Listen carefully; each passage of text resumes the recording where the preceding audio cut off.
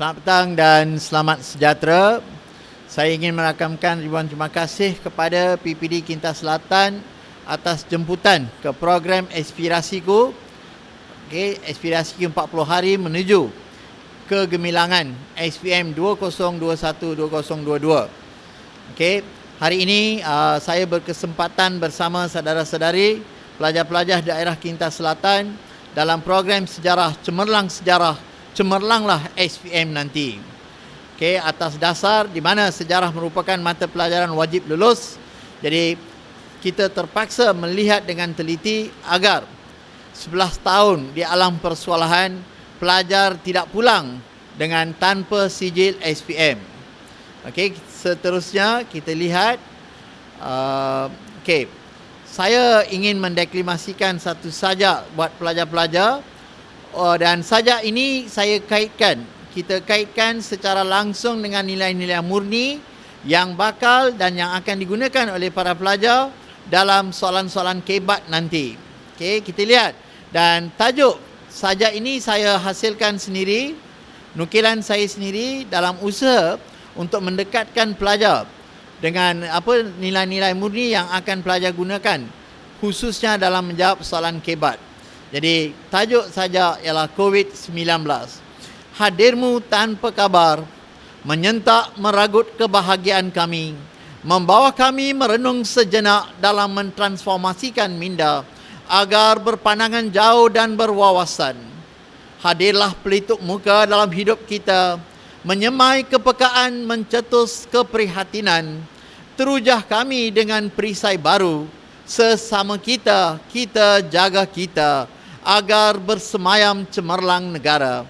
Vaksin hadirmu dinanti, disambut dengan polemik, hasil kreatif, inovatif dan berilmu. Para cendekiawan memerak otak mengisi amanah, telus dalam perjuangan demi umat manusia. Seterusnya kita lihat, tampil MySejahtera, memimpin, membimbing dan mendorong agar menjalankan tanggungjawab kita dengan ikhlas dan jujur demi nusa tercinta. Penjarakan sosial mendidik kita bertolak ansur, hormat dan sabar, menempuh hidup yang penuh liku. Vaksin, MySejahtera, sanitizer dan penjarakan sosial melahirkan jenamah popular SOP. Terus memahat motivasi, menjalin kasih sayang, membina menarah kerjasama dalam usaha murni ini. Tiada kata putus asa dalam kamus hidup. Selagi hidup, selagi berjuang demi keagungan kelahiran ini. Kita lihat kembali sajak ini daripada peringkat awal. Sajak ini kita lihat kembali. Di sinilah letaknya nilai-nilai murni yang saya kaitkan dengan soalan-soalan kebat kita nanti. Yang pertama, agar berpandangan jauh dan berwawasan. Kita lihat semua yang bergaris dalam sajak ini merupakan nilai-nilai murni yang para pelajar boleh menggunakannya apabila menjawab soalan kebat. Menyemai kepekaan, mencetus keprihatinan. Pelituk muka itu saya kaitkan dengan menyemai kepekaan, mencetus keprihatinan. Vaksin dikaitkan dengan hasil kreatif, inovatif dan berilmu.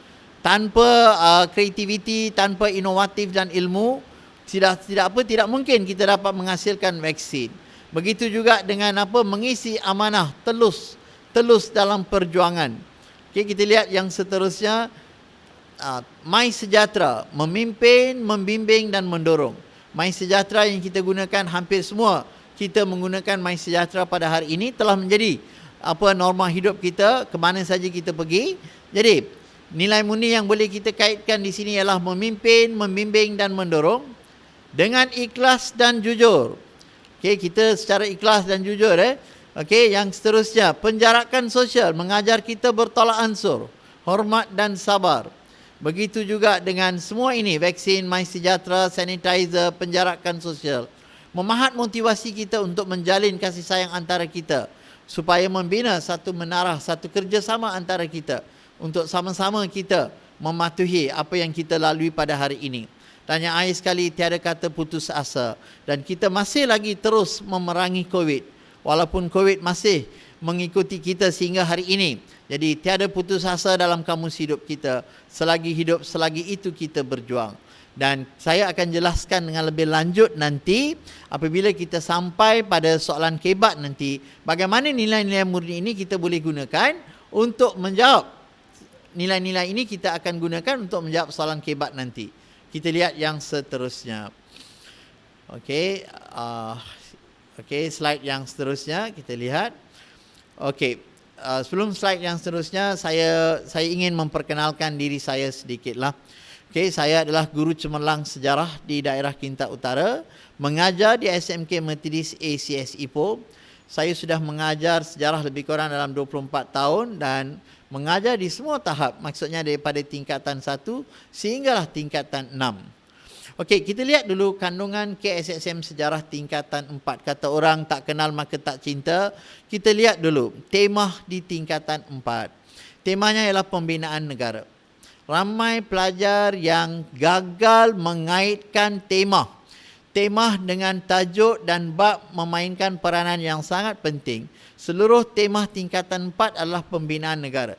Jadi tajuk-tajuk dia nanti, terutamanya kita lihat tajuk ini, dia berkait rapat dengan tema kita iaitu pembinaan negara. Nasionalisme di Malaysia sebelum Perang Dunia Kedua.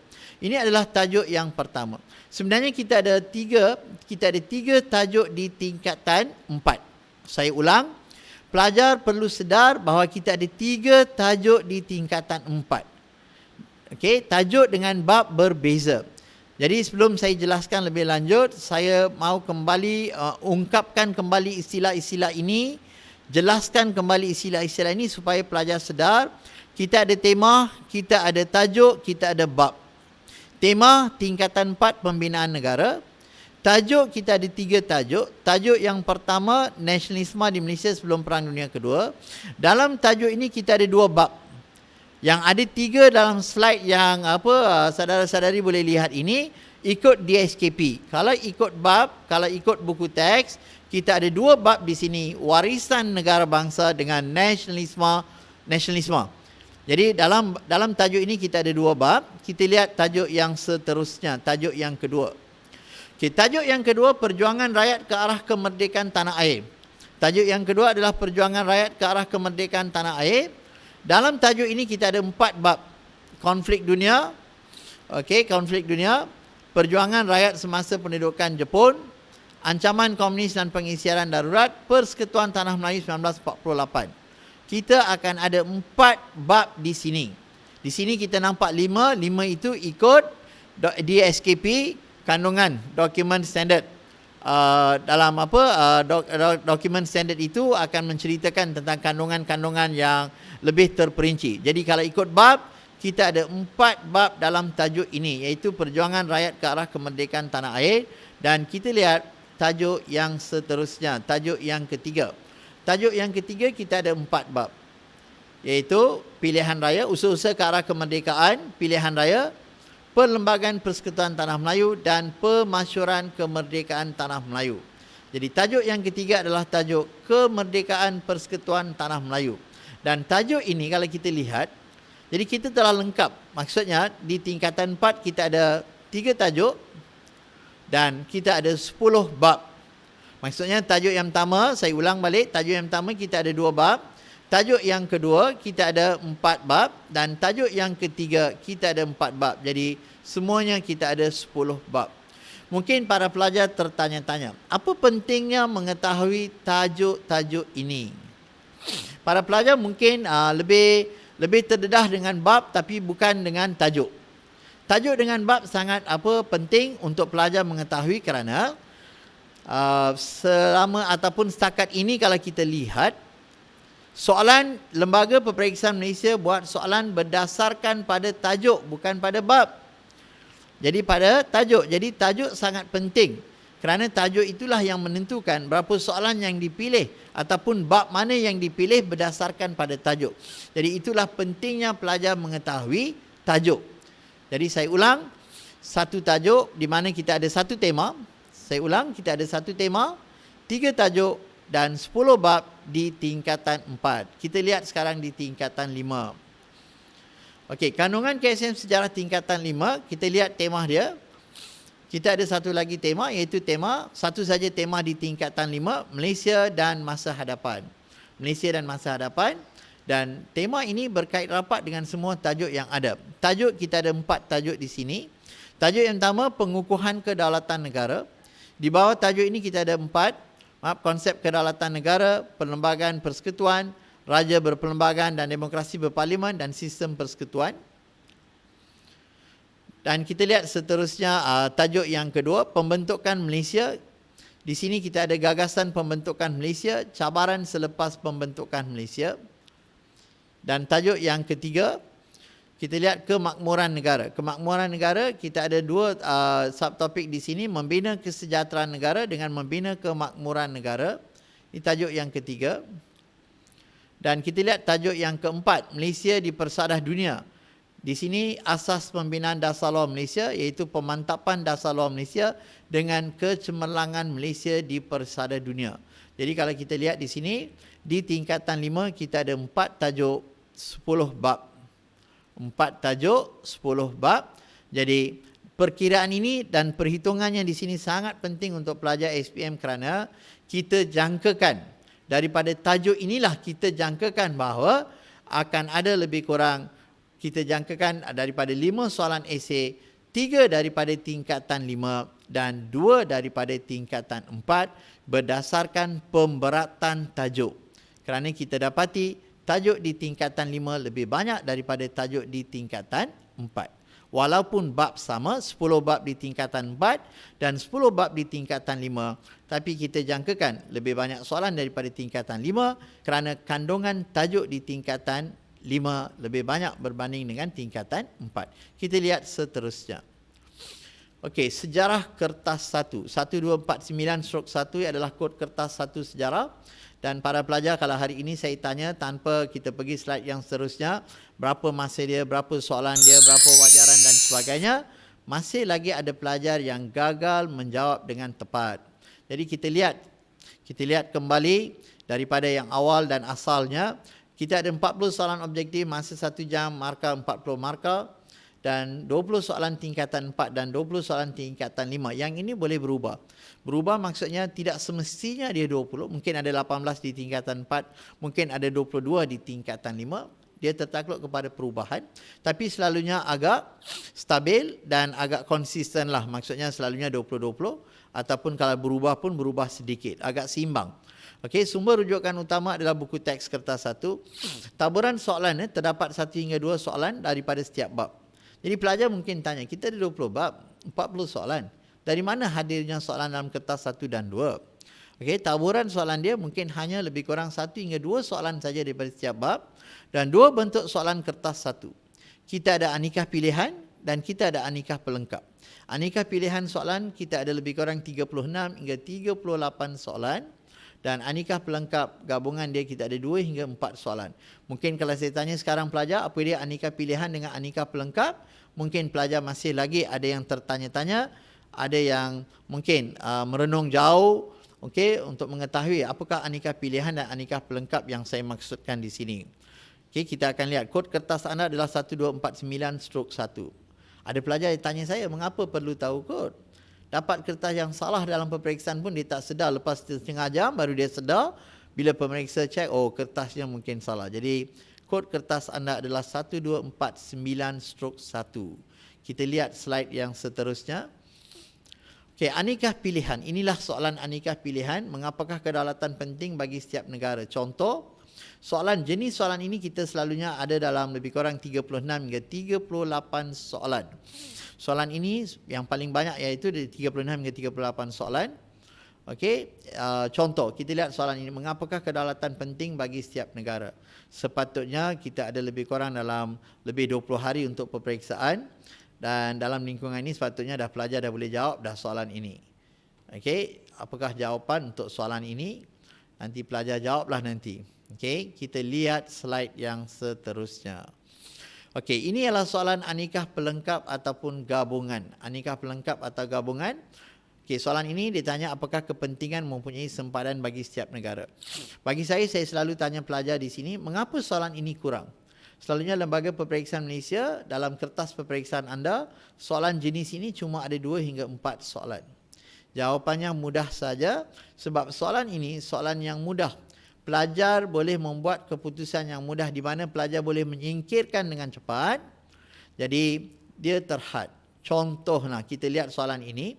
Soalan tanya apakah kepentingan mempunyai sempadan bagi setiap negara.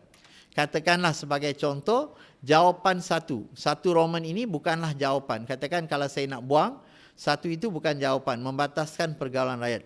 Bila saya buang satu, sudah tentu A dan B bukan jawapannya. Jadi konsep penyingkirannya di sini, bila saya tahu dengan tetap, dengan konkret satu itu bukan jawapan, maka jawapan saya menjadi mudah. Kerana apabila saya singkirkan satu, A bukan jawapan, B juga bukan jawapan. Secara automatik, bila satu itu bukan jawapan, kita terpaksa singkirkan A dan B. Kita cuma ada pilihan antara C dan D. Bila jawapan C dan D, jadi di sini lembaga berpandangan bahawa soalan mudah. Bila disingkirkan satu, jawapannya jadi mudah. Sebab itu, jumlah soalan aneka pelengkap hanya ada 2 hingga 4 soalan sahaja. Kita lihat slide yang seterusnya.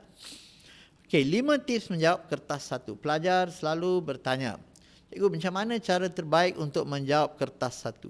Kertas 1 sebenarnya kertas yang mudah, tapi kertas yang mudah untuk apa? Mudah lulus, mudah juga gagal kerana jawapannya yang sangat objektif. Bila salah, terus salah sebab jawapan objektif. Jadi kita lihat, fokus pada kata kunci soalan. Yang pertama, kata kunci soalan. Kita akan lihat contoh kemudian. Lihat persamaan isu dalam soalan dan jawapan. Selalunya soalan berkait rapat dengan isu dalam soalan itu. Jadi yang ketiga, penyingkiran pilihan jawapan yang pasti salah. Jadi mesti kita boleh singkirkan, maksudnya kita buang terus jawapan yang kita rasa pasti salah. Jadi senang untuk kita buat pilihan. Yang keempat, pilihan jawapan tidak akan berulang lebih dari 3 kali berturut-turut. Selalunya dalam kertas 1, kalau pelajar, sama ada pelajar cemerlang ke, pelajar yang sederhana ke, ataupun galus dan sebagainya, senang kalau dia ikut formula di mana kalau kita lihat formula ini pelajar boleh gunakan di mana jawapan selalunya dalam kertas 1 dia tidak berulang. Maksudnya kalau C tidak ada 3 kali, tidak ada 4 kali C. Yang paling banyak setakat ini pernah diulang ialah 3 kali sahaja berturut-turut. Dan semak keseimbangan taburan jawapan yang ditanda. Maksudnya setakat ini kalau kita lihat dalam kertas 1, antara jawapan A, B, C dan D sangat seimbang. Sangat seimbang di sini maksudnya paling kurang ada 8, paling banyak setakat ini 12. Maksudnya dia ada, kalau saya kata seimbang, A ada 10, B ada 10, C ada 10, D ada 10. Kalau dia lari sedikit, mungkin 9, 10, 8. Dan yang paling kurang setakat ini daripada 2013 sampailah 2020, dia agak seimbang. Maksudnya lebih kurang dalam 9 ataupun 10. Jadi kita lihat dengan lebih teliti apa yang saya nyatakan sebagai tips ini dalam slide yang seterusnya. Okey, kita lihat terus. Okey, kita lihat soalan ini.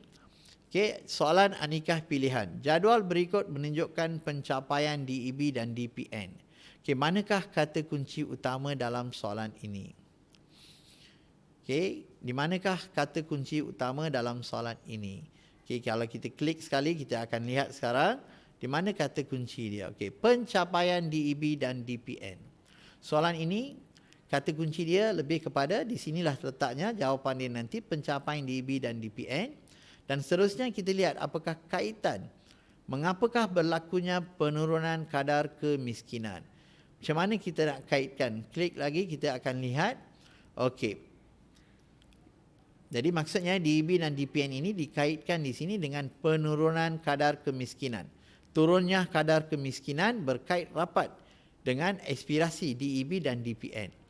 Jadi daripada sinilah, kata kunci inilah kita akan cari jawapan. Kita lihat seterusnya apa jawapan dia. Klik lagi. Okey. Kita lihat apakah isu dalam soalan ini. Isu dalam soalan ini adalah ekonomi. Jadi apabila kita lihat jawapan, soalan kita lihat dengan teliti, isu dalam soalan mestilah berkait rapat dengan jawapan. Contoh yang pertama, kesepakatan antara kaum. kesepakatan antara kaum ini, kalau kita lihat, apakah isunya di sini? Isunya sudah tentulah bukan isu ekonomi. Kita lihat jawapan. Kita lihat seterusnya. Klik. Okey. Contoh. B. Kecekapan perkhidmatan awam. Lebih kepada isu politik. Soalan, isu ekonomi. Jadi sudah tentulah B bukan jawapan. Kita lihat seterusnya. Okey, jadi kita boleh singkirkan B seterusnya. A tadi kesepakatan antara kaum. Kesepakatan antara kaum lebih kepada sosial. Jadi bukan juga jawapan kerana kita bincangkan tentang isu ekonomi. Seterusnya kita lihat, next. Kestabilan politik negara. Kestabilan politik negara, dia berkait rapat dengan politik. Jadi isu dalam soalan ialah ekonomi. Jadi D juga bukan jawapan. Jadi inilah contoh terbaik di mana bila pelajar dapat soalan, yang pertama cari kata kunci. Kaitkan dengan soalan, kata kunci soalan itu dan kaitkan dengan isu dia. Dia bercakap tentang isu apa? Kalau dalam soalan ini sangat jelas, isunya adalah isu ekonomi. Jadi jawapan dia sudah tentulah C, kepelbagaian kegiatan ekonomi. Jadi inilah cara pendekatan yang boleh pelajar gunakan untuk menjawab soalan kertas 1 supaya tidak terkeluar daripada jawapan ataupun menyeleweng daripada jawapan yang sebenar. Kita lihat soalan yang seterusnya. Okey, kalau soalan ini kalau bukan secara rakaman lah. Kalau pelajar di depan saya akan tanya pelajar terus menjawab soalan ini, apakah kata kunci utama dalam soalan ini. Lihat soalan, agensi berikut telah ditubuhkan. Jadi kata kunci utama di sini ialah agensi. Agensi yang dimaksudkan ialah apa? Felcra. Okey, kata kunci yang kedua dikaitkan dengan Felcra. Ditanya mengapakah tindakan tersebut dilakukan? Apa tindakan dia? Maksudnya apakah agensi, apakah Felcra telah buat? Satu, memulihkan kawasan tanah. Yang kedua, membangunkan tanah terbiar. Kita lihat seterusnya. Di mana kata kunci utama dia dalam soalan ini? Okey. Isu dia adalah ekonomi pertanian. Isunya adalah ekonomi yang dikaitkan dengan pertanian. Jadi jawapan dia mesti ada kaitan dengan ataupun mestilah dikaitkan secara langsung dengan pertanian. Okay, kita lihat dulu yang mana tak boleh kita kaitkan dengan pertanian. Contoh, membangunkan kawasan perumahan. Okey. Membangunkan kawasan perumahan ini tergolong dalam kumpulan di mana isunya berkaitan dengan sosial. Perumahan, kawasan perumahan, sosial. Dia tak ada kaitan dengan ekonomi pertanian. Next. Kita lihat next. Jadi kita singkirkan 3. Bila kita singkirkan 3, sekarang pelajar dah dapat jawapan dah. 50% dah boleh dapat jawapan kerana bila kita singkirkan nombor 3 tu, 3 Roman ini, C dan D bukan jawapan. Bila bukan C dan D bukan jawapan daripada konsep penyingkiran ini, maka sekarang antara A dengan B yang perlu kita pilih. Jadi kita lihat seterusnya. Okey. Memelihara kekayaan khazanah negara. Khazanah itu maksudnya apa? Aset negara. Aset negara ataupun harta negara. Jadi ekonomi yang berkait dengan aset negara nombor 4. Jadi isu dalam soalan ialah apa? Ekonomi pertanian. Jadi sudah tentu 4 juga bukan jawapan dia. Kalau 4 bukan jawapan dia, sudah tentulah jawapannya A, iaitu memulihkan kawasan tanah dan membangunkan tanah terbiar, iaitu ekonomi pertanian.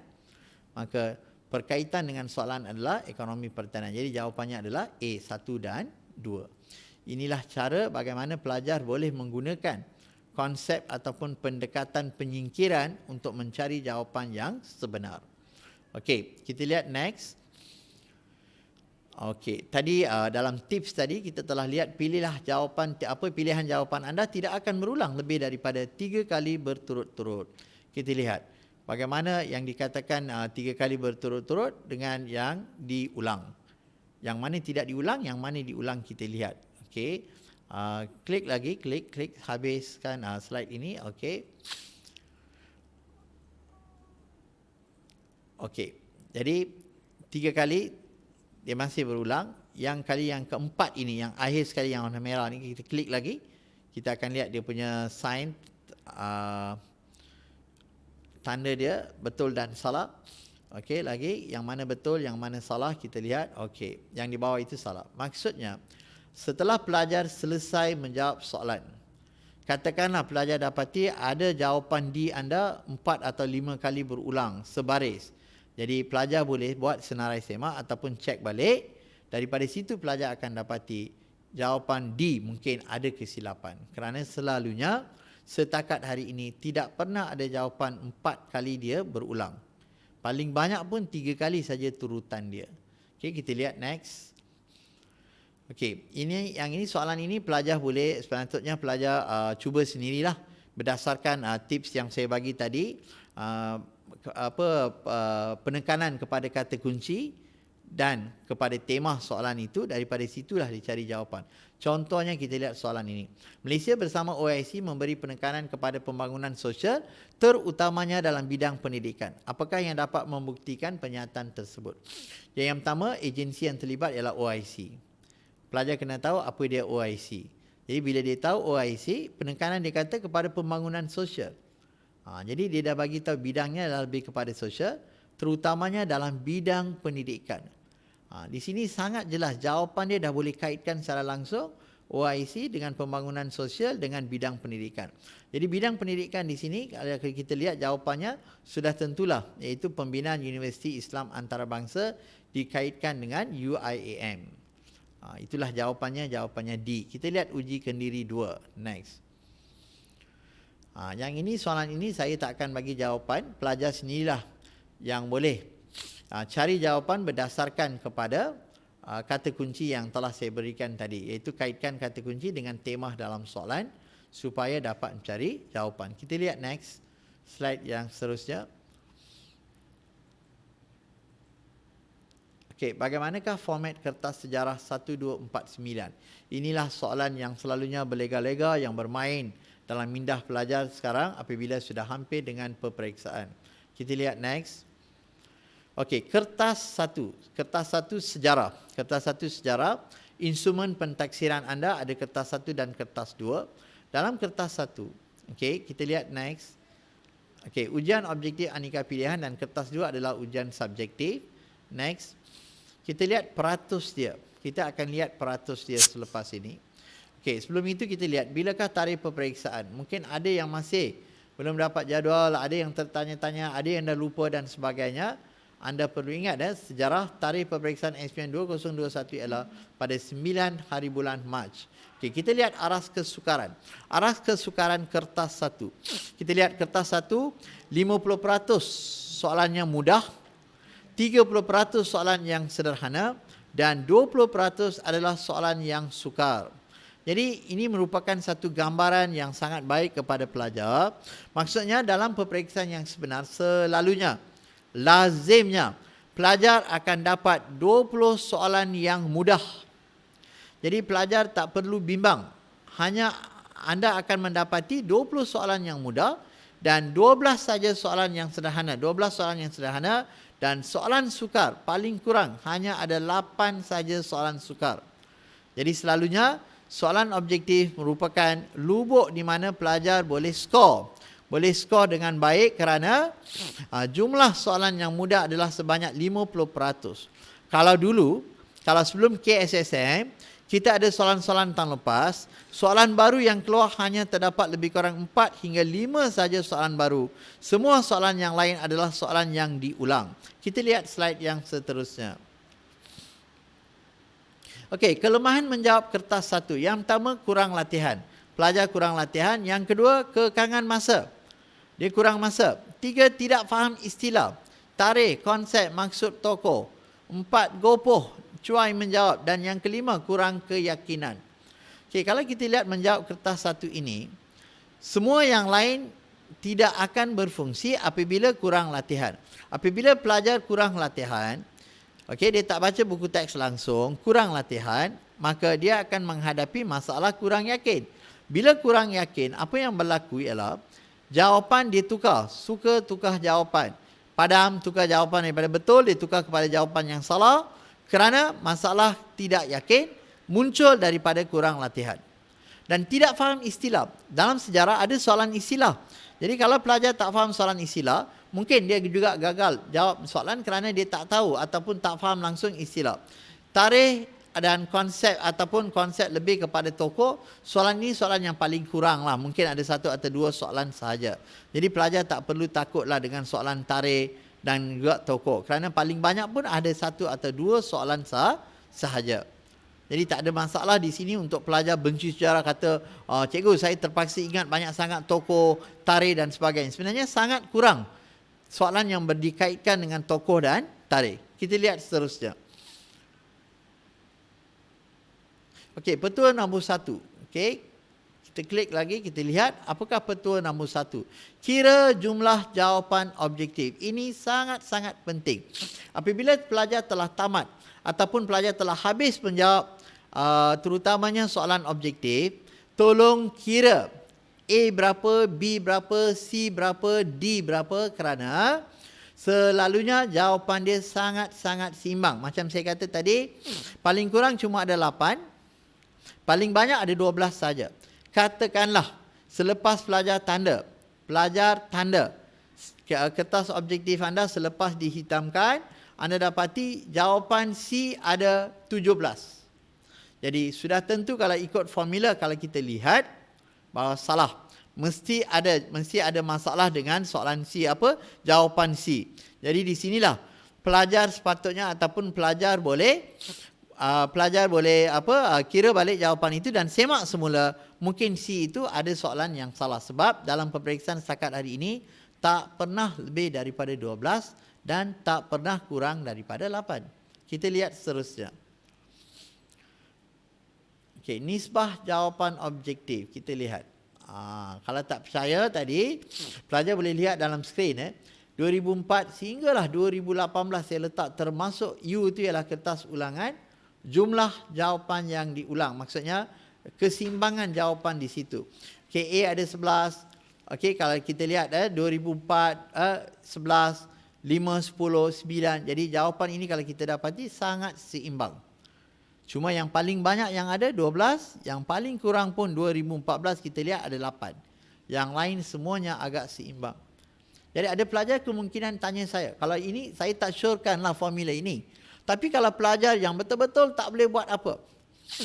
Okey, saya bagi satu jalan singkat lah, shortcut lah. Ya, kita pilih. Tapi yang ini sangat bahayalah. Bahaya dengan erti kata kalau pelajar yang betul-betul tak datang sekolah, langsung tak tahu. Buta huruf, tak boleh baca, tak boleh menulis. Dia nak tembak saja. Kalau dia nak tembak saja, saya boleh bagi idea. Syorkan, tembaklah semua A. Contohlah, kalau nasib anda baik, mungkin dia tembak semua A, dia akan dapat 10 ataupun 11 betul. Jadi itu bagi pelajar yang betul-betul langsung tak boleh fikir. Dan saya rasa tidak ada pelajar di sini yang tak boleh fikir. Jadi bila pelajar boleh fikir, sekurang-kurangnya dia masih boleh menjawab soalan objektif, beberapa soalan yang dia tahu, lepas itu baru buat perkiraan, perhitungan, kira balik jumlah nisbah jawapan objektif anda untuk membantu anda melihat di mana jawapan yang mungkin salah. Kalau banyak sangatlah, katakanlah B itu ada 17, 18, mungkin di situlah salah. Okey, jadi inilah formula dia. Kita lihat seterusnya. Okey, ini adalah soalan kertas 1 SPM 2019. Kita lihat. A ada 10, B ada 8, C ada 10, D ada 12. Jadi 2019, Lembaga Peperiksaan Malaysia masih kekalkan formula di mana jawapannya agak seimbang. Jadi keseimbangan ini boleh membantu kita, boleh menjadi advantage bagi pelajar untuk kira. Kita tahu jawapan dia tak lari. Paling banyak pun mungkin 12 sahaja. Okey, kita lihat seterusnya. Okey, 3 bentuk pilihan jawapan kertas 1. Okey, kita lihat slide seimbang. Yang pertama seimbang. Okey, yang kedua, yang ini sama je. Tadi saya dah kata tidak kurang daripada 8 atau 9 soalan siap jawapan. Dan yang ketiga, tidak lebih daripada 11 hingga 12 setiap pilihan jawapan. Tak pernah lebih daripada 12. Kita lihat slide yang seterusnya. Okey, petua nombor 2. Okey, petua nombor 2 kita lihat pilihan jawapan. Okey, berturutan mesti tidak melebihi 3 kali. Dia tidak melebihi 3 kali. Kita lihat slide yang seterusnya. Yang ini tadi saya dah jelaskan. Okey, formula kertas 1. Saya bagi anda formula. Okey, what is 4C1L ataupun 4C1L ni apa dia, kita lihat. Okey.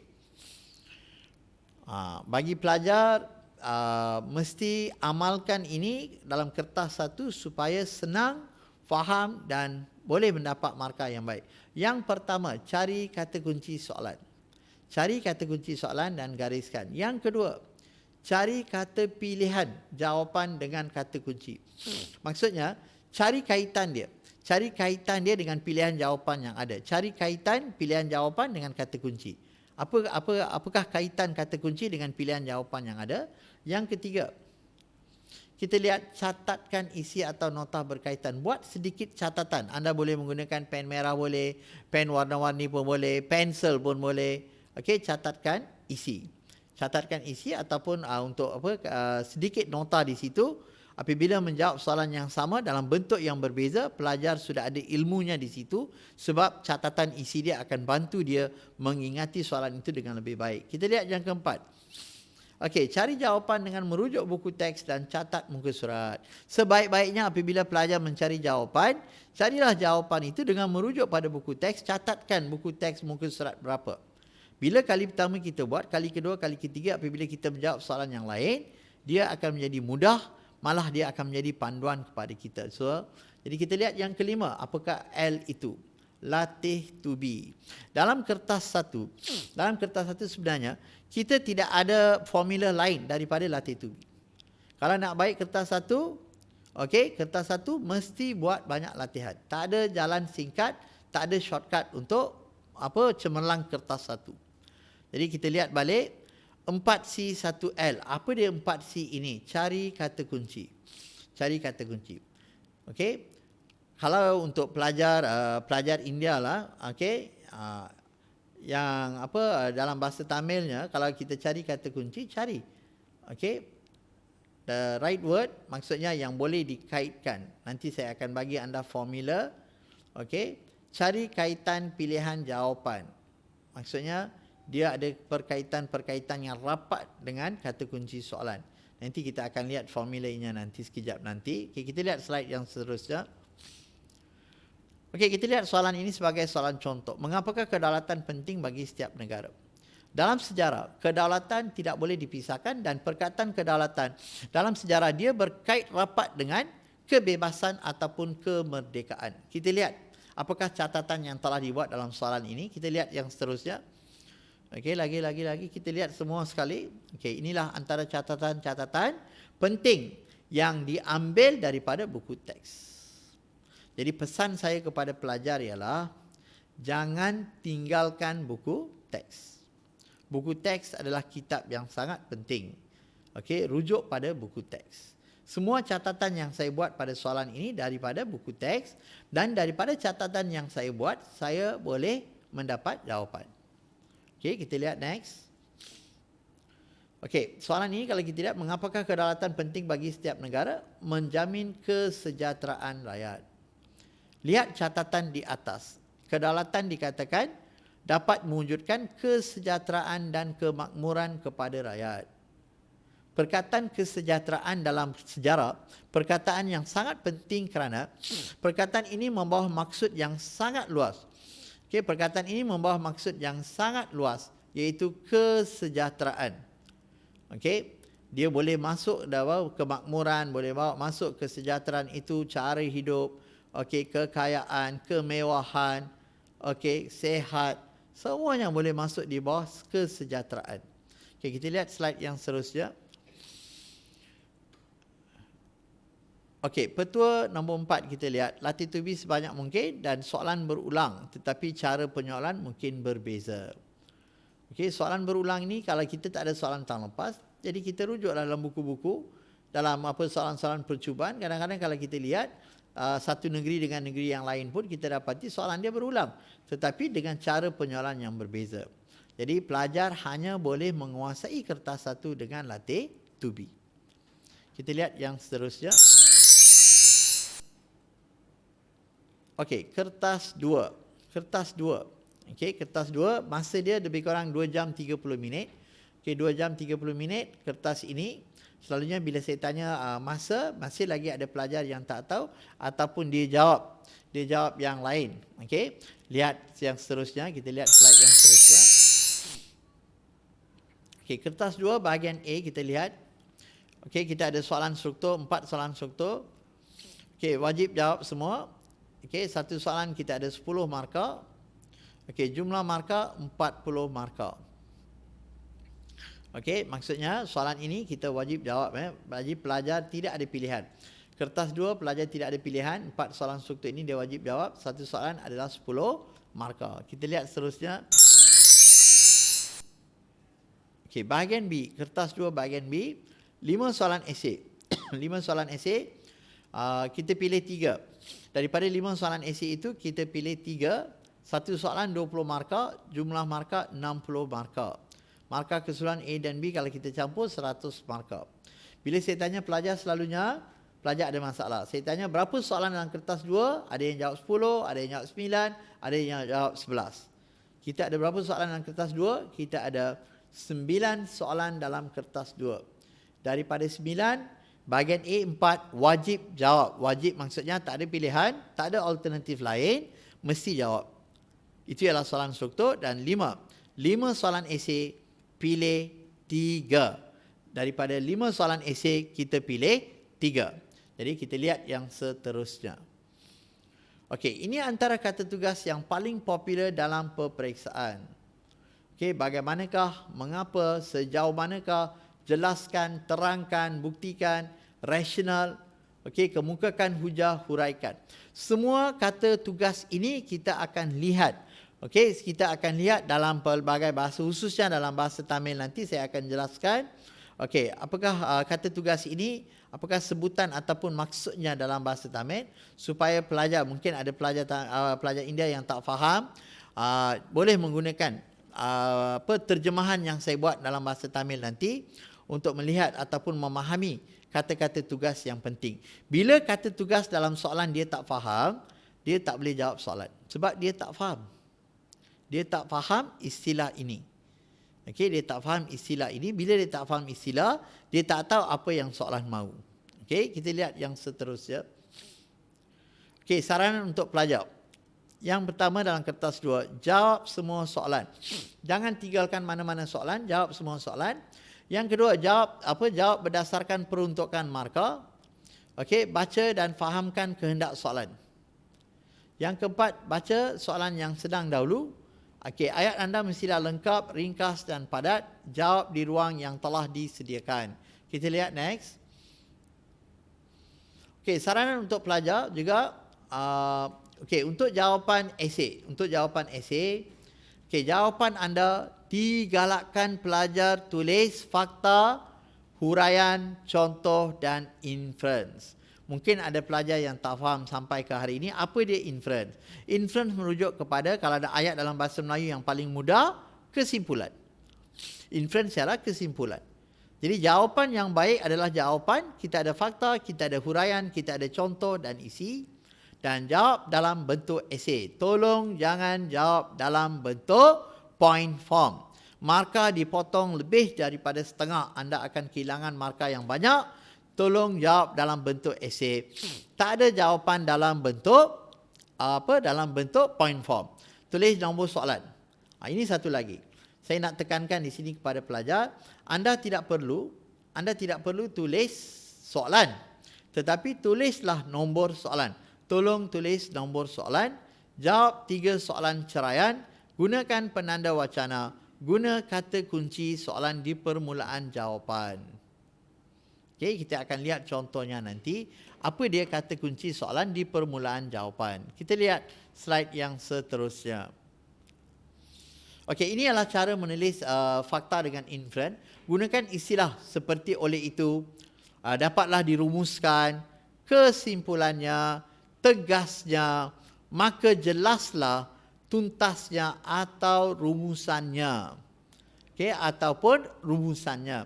Jadi di sini yang paling jelas ialah apabila pelajar menulis inference, antara perkataan ataupun ayat yang boleh pelajar gunakan ialah oleh itu, dapatlah dirumuskan, kesimpulannya, tegasnya, maka semua ini pelajar boleh gunakan untuk membantu menulis inference. Okey, iktibar, ada juga pelajar yang masih lagi tak faham bila soalan iktibar dia pening, dia tak nak jawab. Mengapa? Bagi dia tak faham perkataan iktibar. Iktibar merujuk kepada pengajaran. Dalam erti kata yang mudah, kalau soalan tanya, apakah iktibar daripada pemerintahan komunis di negara kita, ataupun pemerintahan Jepun di negara kita. Jadi ditanya apakah pengajaran yang kita dapat? Apa pengajaran yang kita dapat? Kita lihat yang seterusnya. Okey, ini adalah sampel soalan sebenar lah, soalan SPM 2013. Inilah bentuk soalan. Mungkin juga ada pelajar yang sampai ke hari ini dia tak pernah lihat sampel soalan yang sebenar. Ini adalah sampel soalan 2013. Okey, kita lihat soalan yang seterusnya. Okey. Ini adalah salah satu contoh soalan SPM 2008. Kita nak lihat apa yang dimaksudkan fakta, huraian, contoh, dan juga inference. Soalan ini bunyinya berikan 4 cadangan kepada generasi muda hari ini supaya mereka menjadi warga negara Malaysia yang berupaya mempertahankan kedaulatan negara. Baca soalan dulu dalam peperiksaan. Soalan masalah pelajar bermula daripada tafsiran soalan. Ada pelajar yang dia tak boleh tafsir soalan. Dia tak dapat tafsir soalan dengan tepat. Ataupun dia tak faham maksud dalam soalan. Soalan tanya 4 cadangan kepada generasi muda hari ini supaya mereka menjadi warga negara Malaysia yang berupaya mempertahankan kedaulatan negara. Kita lihat, ini adalah soalan kebat. Saya ulangi, soalan ini adalah soalan kebat. Kita lihat jawapan dia.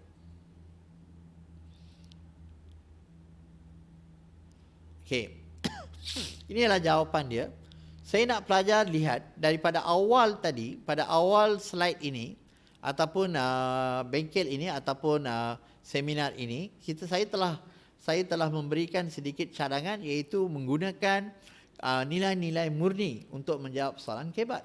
Jadi kita lihat berapa banyak nilai murni yang ada dalam jawapan ini untuk menjawab soalan ini. Kita lihat seterusnya. Cadangan saya kepada generasi muda hari ini ialah meningkatkan ilmu pengetahuan. Meningkatkan ilmu pengetahuan itu maksudnya belajar. Meningkatkan ilmu pengetahuan. Jadi satu isi. Kita lihat yang seterusnya. Seterusnya generasi muda perlu menguasai teknologi moden. Menguasai teknologi adalah satu isi yang umum. Next. Di samping itu, bekerjasama dengan rakan kongsi. Bekerjasama itu adalah nilai murni. Next. Akhirnya, meneroka bidang yang baru. Meneroka bidang yang baru. Macam tadi kan, saya kaitkan nilai murni itu dengan COVID tadi. Meneroka. Kita dapat vaksin, hasil kreativiti kita. Meneroka bidang ilmu yang baru. Akhirnya generasi muda perlu mengamalkan nilai-nilai murni. Kita lihat jawapan ini. Mengamalkan nilai-nilai murni untuk membentuk jati diri yang unggul. Jati diri yang unggul. Ini pun nilai. Jadi anda boleh lihat berapa banyak nilai yang ada dalam jawapan kebat ini. Dan menjawab soalan ini dengan baik, iaitu dia ada fakta, dia ada huraian, dia ada contoh, dia ada inference. Tegasnya. Lihat penggunaan perkataan penanda wacana yang tegasnya itu. Tegasnya itu adalah inference. Dia nak buat kesimpulan. Tegasnya apa? Generasi muda hari ini perlu mempersiapkan diri agar kedaulatan negara dapat dipertahankan. Ini adalah contoh jawapan. Kita lihat yang seterusnya. Yang seterusnya di samping itu, semua itu adalah penanda wacana yang boleh digunakan oleh pelajar dalam menjawab soalan. Kita lihat seterusnya. Ini juga salah satu contoh soalan. Penjajah barat telah bertapak di negara kita sejak tahun 1511 sehingga 1857. Berdasarkan pengetahuan sejarah anda, terangkan sebab negara dijajah oleh penjajah barat. Kita lihat jawapan dia. Next. Ini jawapan dia fakta. Sebab ini ikut format yang lama. Jawapan masih lagi ada fakta di dalamnya. Sebab jawapan dia dalam buku teks pun soalan ini adalah soalan fakta. Kita lihat seterusnya, slide yang seterusnya.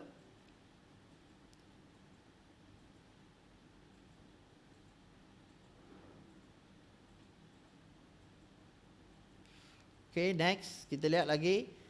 Yang digaris ini semua adalah jawapan-jawapan dia yang berupa fakta yang boleh digunakan untuk menjawab soalan ini. Soalan ini adalah SPM 2011. Kita lihat seterusnya. Sekarang kita telah sampai ke tahap yang penting, bahagian yang penting, iaitu saya kaitkan balik dengan nilai-nilai murni yang tadi saya utarakan, khususnya dalam untuk menjawab soalan kebat. Kita bergerak lagi. Kita nak tinggalkan saja ini sementara sebab saya dah jelaskan tadi. Ini satu lagi, easy body kebat. Ada pelajar yang kata, cikgu, susah saya nak jawab soalan kebat. Saya tak faham soalan kebat, tak tahu macam mana nak jawab soalan kebat. Okey, pening, cikgu, soalan kebat susah. Sebenarnya soalan kebat, soalan yang paling mudah untuk dijawab kerana anda tak perlu pun baca buku sejarah, baca saja secara umum, secara munasabah, masih boleh dapat markah. Jadi kita lihat easy body kebat ini. Easy body kebat ini, klik lagi, kita lihat seterusnya. Okey, kalau akal. Easy body kebat ini maksudnya pelajar menggunakan badan dia sendiri. Kalau sangkut, tak boleh jawab soalan kebat, fikir. Okey, contohnya macam akal. Kepala kita difikirkan, okey, kita ada otak, okey, akal, fikiran. Jadi daripada otak itu sampainya apa? Kreativiti, inovatif, rasional, berpengetahuan. Next, kita lihat next. Kita lihat semua sekali, kita tekan habis semua sekali. Mata, telinga, mulut, bahu, hati, tangan, perut, okey, kaki, semuanya ada nilai dia. Contoh kaki, berdikari, gigi. Okey, tangan, memimpin, membimbing, mendorong. Bahu, tanggungjawab, amanah, kerjasama. Mata, berpandangan jauh. Jadi, sangat mudah menjawab soalan kebat. Kalau ikut formula ini, pelajar boleh menjadikan diri dia sebagai contoh, kaitkan dengan semua unsur yang ada di dalam badan kita untuk menjawab soalan kebat. Kalau mata, berpandangan jauh, berwawasan. Okay, kalau telinga, peka, prihatin, kita dengar. Okay, kalau kaki, kita berdikari, kita gigih, kita rajin. Jadi, semua formula ini boleh digunakan untuk menjawab soalan kebat. Kita lihat next. Okey, kita lihat next. Okey, kita lihat jawapan soalan ini. Bagaimana dalam soalan ini, jawapannya banyak menggunakan nilai-nilai murni untuk menjawab soalan ini. Kita lihat next, tekan. Okey, kita lihat peranan generasi muda Malaysia dalam memajukan ekonomi ialah berfikiran kreatif. Kreatif ialah nilai, berfikiran kreatif. Lepas tu kita lihat menghasilkan produk yang berkualiti, quality. Berpandangan jauh ialah satu lagi nilai. Kita mempunyai pandangan jauh tadi. Meluaskan pasaran. Itu ialah huraian dia. Berkongsi kepakaran. Berkongsi juga nilai. Jadi, yang akhir sekali, ekonomi negara mestilah gigih berusaha. Gigih ialah nilai. Jadi, saya ulang. Banyak kali saya ulang sekali lagi. Pelajar jangan takut. Jangan gentar dengan soalan kebat. Soalan kebat, salah satu formula menjawab soalan kebat dengan mudah dan jawapan anda akan tak adalah jawapan yang salah selagi bagi jawapan munasabah ialah banyak kaitkan dengan nilai. Banyak nilai-nilai murni yang boleh dikaitkan dengan jawapan soalan kebat. Okey, kita lihat next.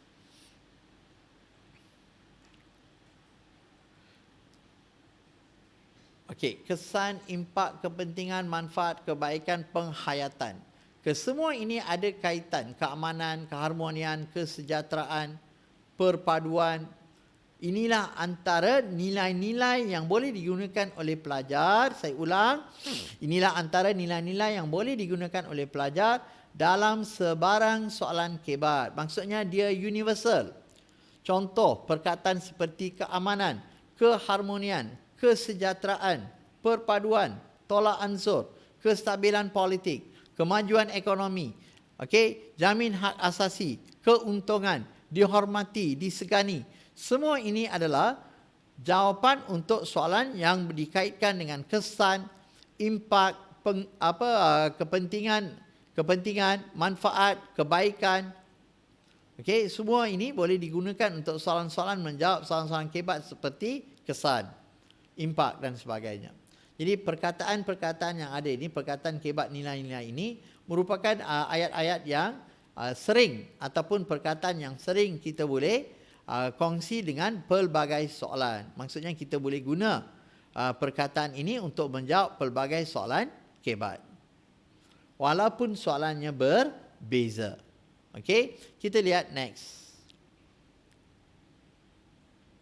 Okey, mengekalkan kedaulatan, kemerdekaan. Okey, lihat next. Okey, teknik menjawab soalan kebat ini. Okey, kita dah lihat dua contoh tadi. Jadi kita tak nak lihat contoh ini, kita lihat yang seterusnya.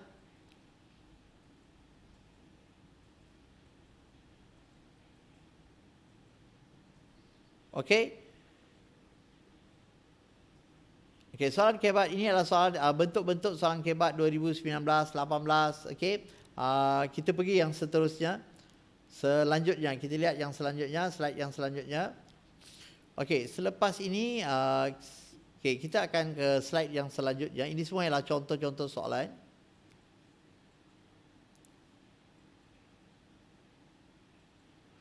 Okey, yang ini EBK. EBK ini maksudnya menggunakan easy body kebat tadi. Berikan cadangan anda untuk menjadikan Persekutuan Malaysia terus cemerlang. Soalan ini soalan kebat. Dia tanya berikan cadangan anda untuk menjadikan Persekutuan Malaysia terus cemerlang. Jadi pelajar boleh kaitkan dengan pelbagai nilai murni untuk bagi cadangan untuk soalan ini. Contohnya, okey, cadangan menjadikan Persekutuan Malaysia terus cemerlang. Okey, contohnya mempunyai pendidikan, okey, sanggup gigih berusaha untuk negara, okey, berdikari. Semua ini boleh jadi jawapan. Okey, EBK itu merujuk kepada easy body kebat, di mana kita gunakan apa yang ada daripada dalam badan kita, ciri-ciri yang ada dalam badan kita itu dikaitkan dengan nilai murni. Kita lihat yang seterusnya. Slide yang seterusnya. Okey. Bahagian ini bahagian yang saya dah masuk lebih kepada teknik. Okey. Tadi kalau pelajar perhatikan, saya akan bahagikan ceramah saya ataupun bengkel ini kepada 3 bahagian utama. Okay, yang pertama kita berkenalan dengan kertas dulu. Apa yang akan kita hadapi dalam peperiksaan? Okay, apakah jenis soalan yang boleh dikemukakan di sini? Okay, cara yang kedua, kita akan lihat kepada cara menjawab soalan lebih kepada kaedah ataupun teknik menjawab. Yang ketiga, kita akan lihat yang ketiga inilah pelajar selalunya ternanti-nanti. Dia tanya saya, cikgu apa yang nak keluar? Kita akan lihat topik-topik penting yang harus diberi tumpuan. Okey, cara menjawab soalan struktur. Yang pertama, tepat dan padat. Okey, pelajar tak perlu menjawab soalan ini panjang lebar kecuali dia soalan kebat. Kalau tidak tepat dan padat, tidak perlu huraian yang panjang, tidak perlu huraian yang panjang. Dan markah tidak dipotong bagi jawapan yang salah. Jadi pelajar tak perlu takut. Bila tulis banyak, dia tak potong markah. Dia hanya bagi markah untuk yang betul. Yang salah kita tak potong markah. Jadi tak perlu gerun. Sedang jawapan tambahan yang diberikan itu salah sekiranya markah tidak akan dipotong sekiranya jawapan tambahan itu salah. Kita lihat next. Okay, ciri jawapan esei yang baik. Ciri jawapan esei yang baik, tidak menyalin soalan.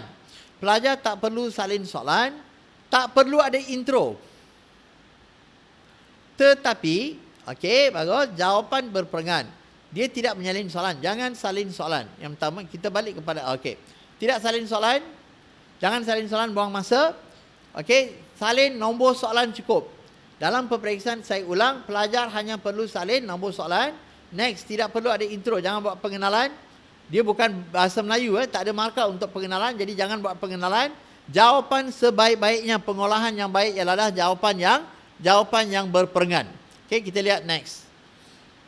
Okey, isi utama dia ada huraian, dia ada contoh dan dia ada inference. Okey, next.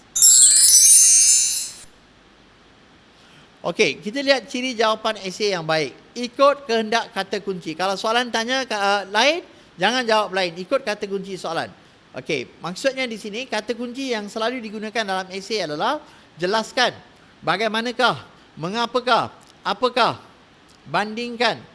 Okey, berdasarkan pengetahuan anda. Semua soalan ini ataupun kata kunci ini, fakta dia adalah penerangan selapis saja. Maksudnya, tak perlulah buat ayat yang panjang lebar kerana dia memerlukan jawapan yang padat dan pendek. Untuk kata kunci, jelaskan bagaimana, mengapa, apakah, bandingkan berdasarkan pengetahuan anda. Okey, kita lihat soalan yang slide yang seterusnya.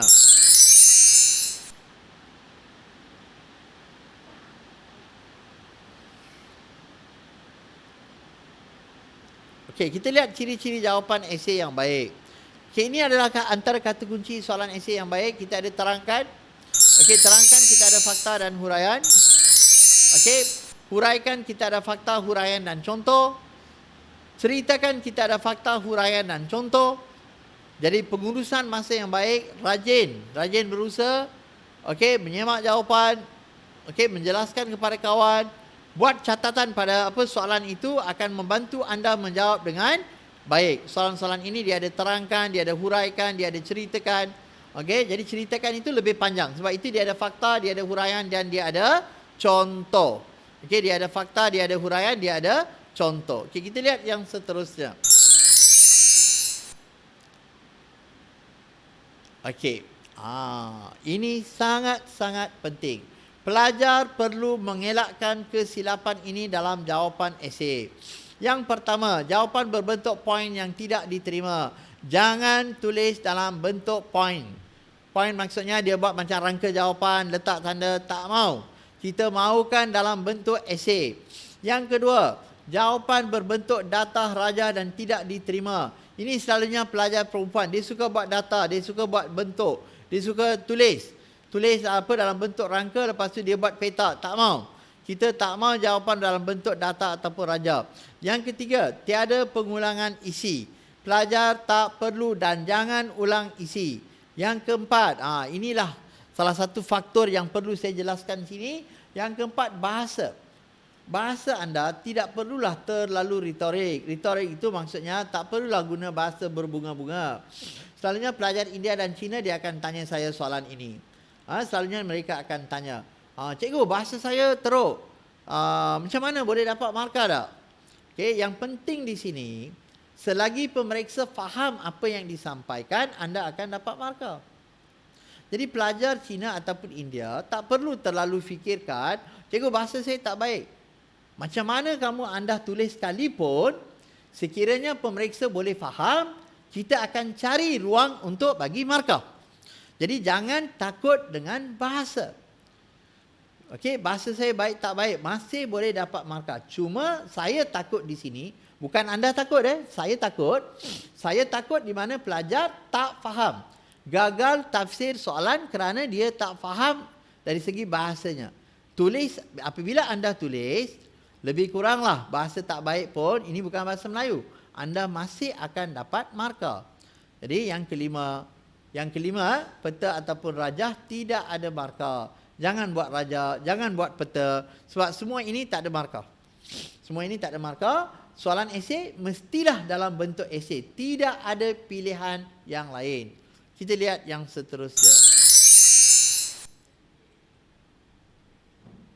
Okey, kita lihat soalan ini. Ciri-ciri jawapan esei yang kurang baik. Okey, tidak memahami kehendak soalan. Misalnya skop jawapan tidak mengikut skema. Ini pun pelajar sering tertipu. Okey, pelajar sering termakan dengan hasutan soalan. Dalam soalan dia letak cantik. Okey, dia tanya, okey, apakah dua jenis tanaman dagangan yang diperkenalkan oleh British di tanah Melayu? Dalam kepala pelajar, bila sebut saja tanaman, selalunya yang ada adalah biji timah getah, biji timah getah. Jadi dia tulislah. Bila soalan tanya namakan dua jenis tanaman dagangan, dia tulis getah dan biji timah. Saya nak tanya pelajar, bila pernah kita tanam biji timah? Bila pernah kita tanam biji timah? Jadi pelajar salah faham. Soalan tanya dua jenis tanaman dagangan. Tanaman dagangan maksudnya tanaman yang kita tanam dan kita dagangkan. Jadi pelajar dalam kotak fikiran dia yang ada biji timah getah. Jadi dia tulis biji timah. Okey, jadi elakkan membuat andaian yang salah, baca dengan teliti, fahamkan apakah kehendak soalan. Okey, kita lihat yang seterusnya. Okey, jawapan esei yang kurang baik. Okey, terdapat pelajar yang tidak membaca dengan teliti, dia masih lagi jawab macam ini. Okey, tanaman dagangan. Okey, tanaman dagangan dan akan melakukan kesilapan dengan menjawab biji timah sebagai salah satu daripada tanaman dagangan. Dia tak faham tanaman dagangan. Ataupun soalan dia ubah sedikit dah tahun ini, mungkin dia boleh tanya tentang tanaman komersial. Okey, jadi jangan tertipu. Tanaman tetap tanaman lah, jangan letak biji timah di bawah tanaman. Okey, lihat next. Kita lihat next. Okey, kita dah lihat next. Okey, soalan ini.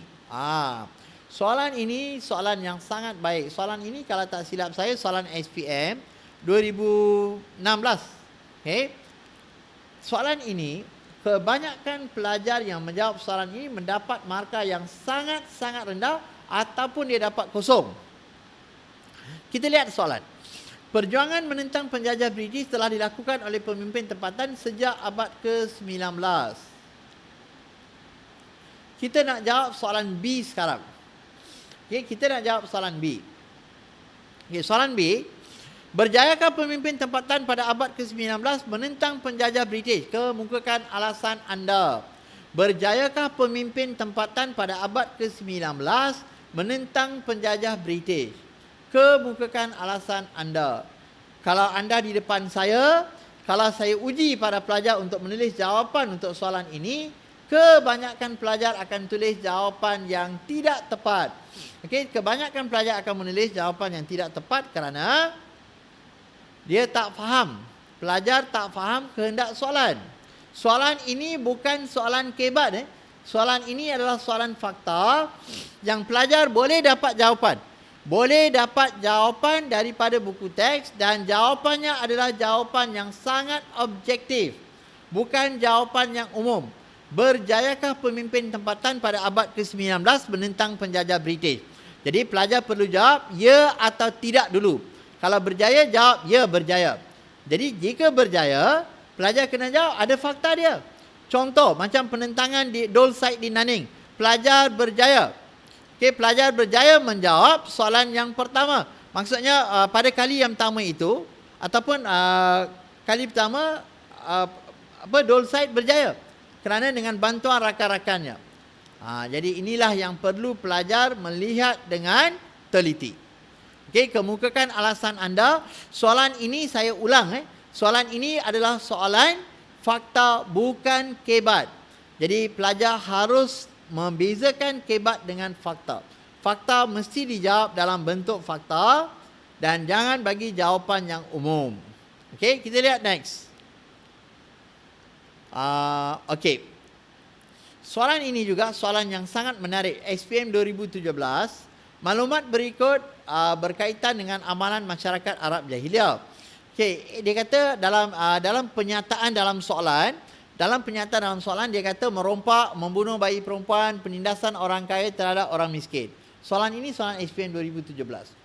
Okey, apa yang berlaku dalam soalan ini saya dapati, kebanyakan pelajar yang menjawab soalan ini juga, soalan A dia jawab dengan salah ataupun dia tak dapat markah. Mengapa dia tak dapat markah?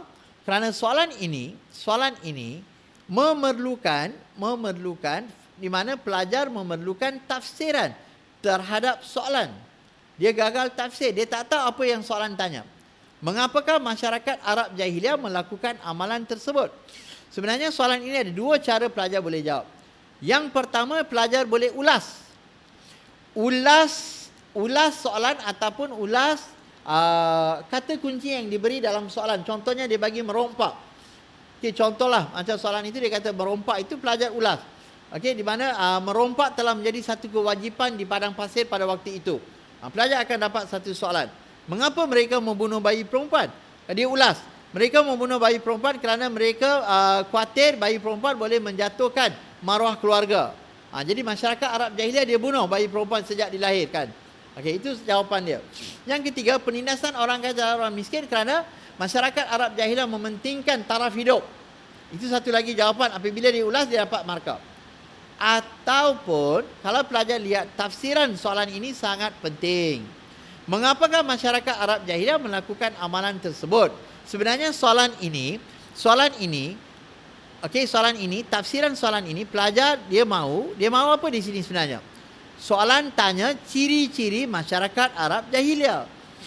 Walaupun dia tak letak perkataan ciri di sini, tetapi soalan mahu apa? Ciri-ciri masyarakat Arab Jahiliyah. Jadi, apakah pentingnya soalan ini kepada pelajar? Kegagalan pelajar tafsir soalan, maksudnya dia gagal tafsir soalan, akan membawa dia markah yang sangat rendah.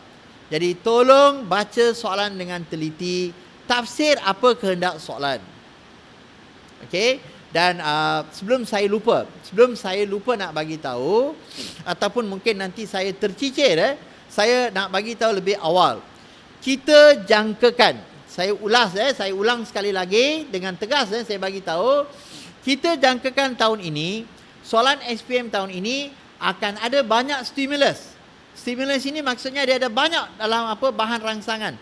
Okey, mungkin dalam bentuk ayat, dalam bentuk gambar dan sebagainya, stimulus bahan rangsangan yang dibagi. Okey, mungkin bahan-bahan rangsangan yang diberi ini bertujuan untuk bantu pelajar mendapatkan jawapan. Jadi jangan tinggalkan bahan rangsangan yang dia bagi. Saya ulang sekali lagi ya.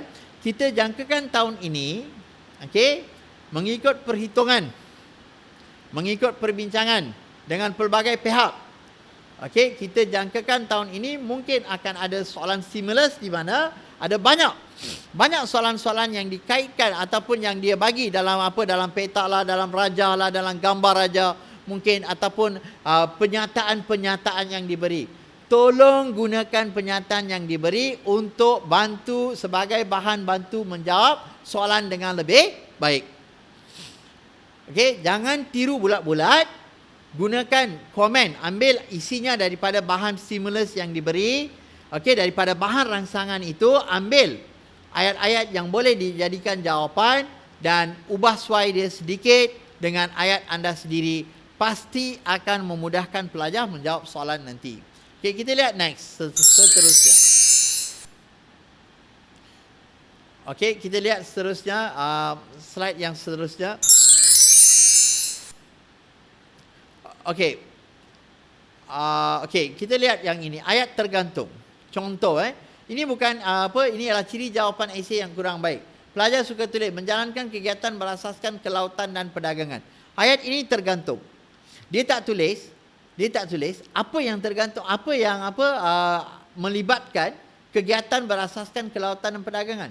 Contoh soalan ini ialah sepatutnya ditulis kerajaan maritim lah yang menjalankan kegiatan berasaskan kelautan perdagangan. Dia tak tulis. Okey, dia tak tulis. Jadi bila dia tak tulis, jadi soalan ini ataupun jawapan ini menjadi tergantung. Jangan tulis jawapan yang tergantung.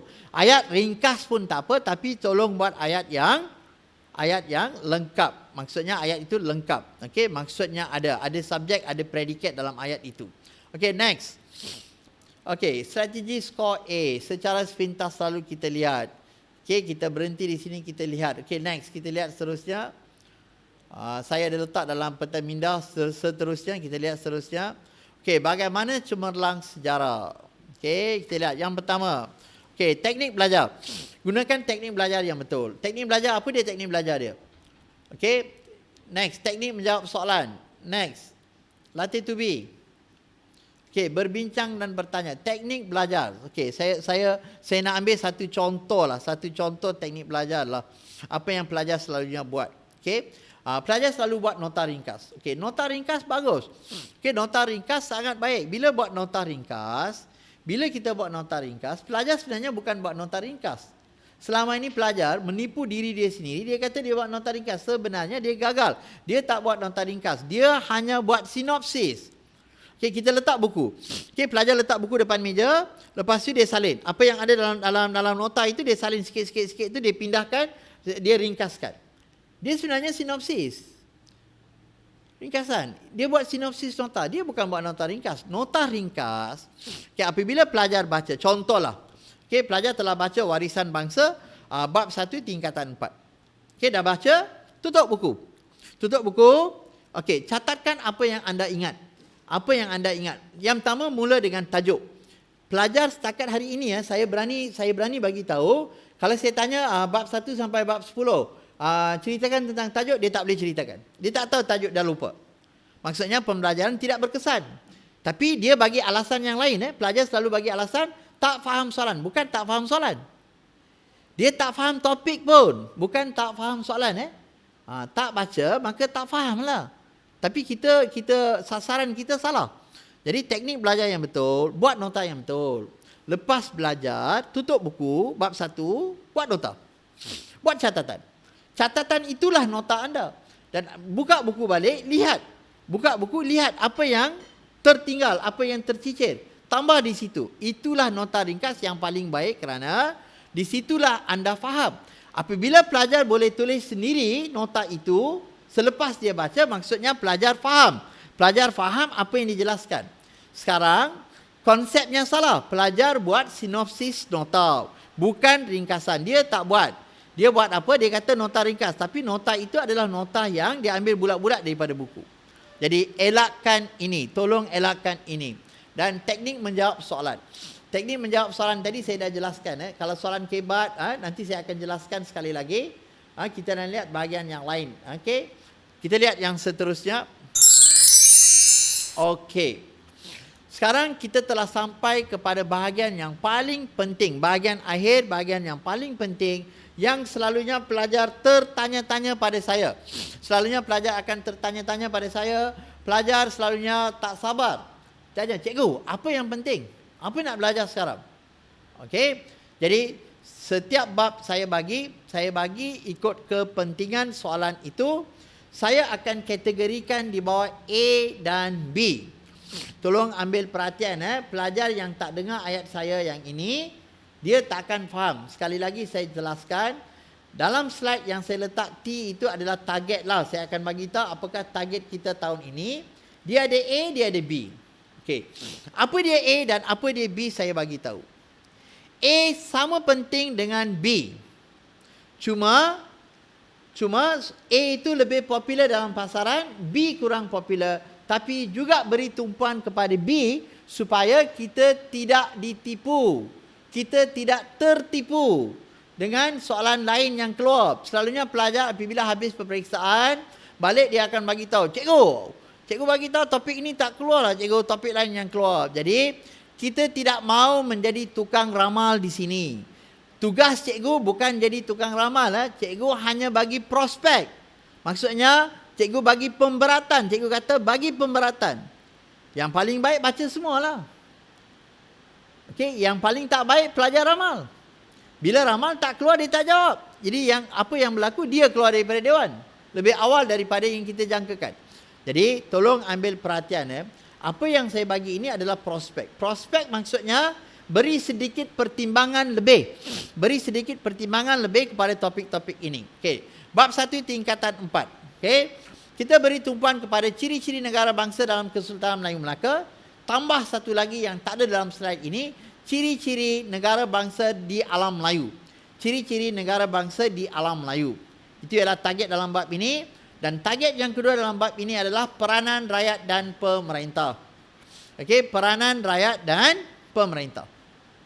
Jadi, tolong beri perhatian, itulah target dalam bab ini. Kita lihat bab 2 seterusnya. Okey, bab 2 tumpuan kita adalah nasionalisme di negara kita. Tak boleh lari daripada nasionalisme di negara kita dan juga nasionalisme di Asia. Target itu saya letak Barat, Asia, Asia Tenggara. Tapi beri tumpuan yang lebih kepada nasionalisme di negara kita dan jangan lupa nasionalisme di Asia Tenggara. Kalau nasionalisme di Asia Tenggara, jangan lupa beri tumpuan juga kepada nasionalisme yang berlaku di Thailand. Kerana Thailand nasionalisme dia sangat-sangat berbeza dengan negeri lain. Kerana ke semua negeri-negeri yang lain itu, nasionalisme muncul. Muncul kerana adanya penjajahan. Tapi di Thailand, nasionalisme muncul tanpa penjajahan. Tak ada penjajahan, tapi nasionalisme muncul. Jadi kita nak lihat, apakah bezanya di Thailand. Jadi beri tumpuan di situ. Okay, next. Itu ialah bab 2. Okay, bab 3. Kita nak lihat bab 3. Okey, bab 3 beri tumpuan kepada Perang Dunia Kedua.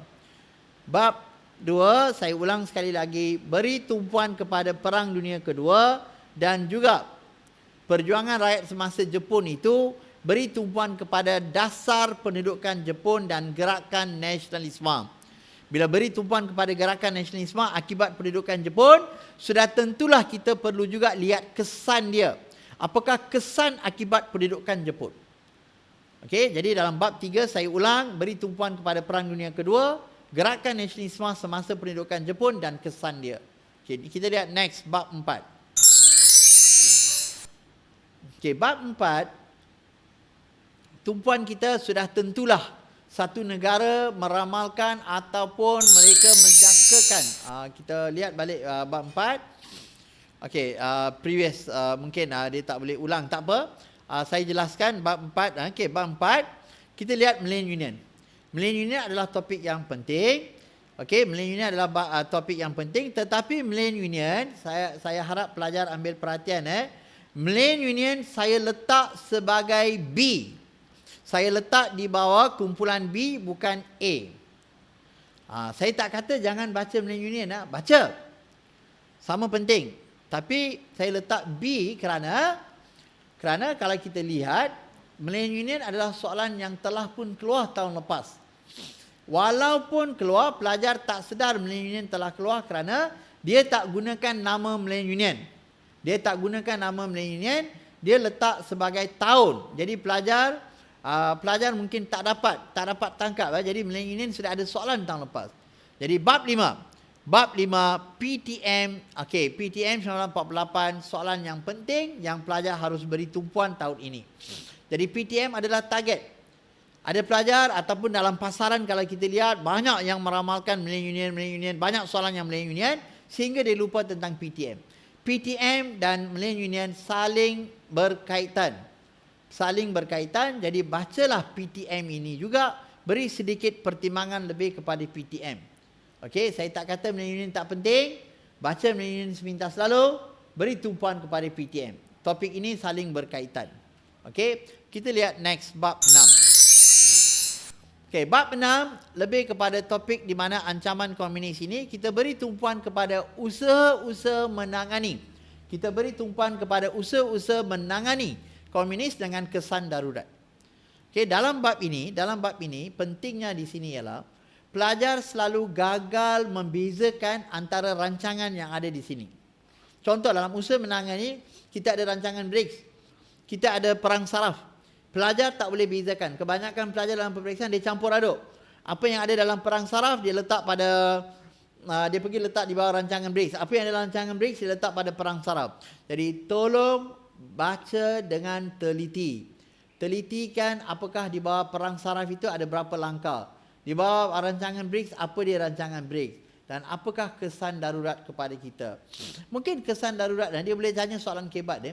Soalan kebat darurat yang kita lalui dalam akibat pandemik COVID-19 dengan darurat pada masa dahulu pada ancaman komunis. Apa beza dia?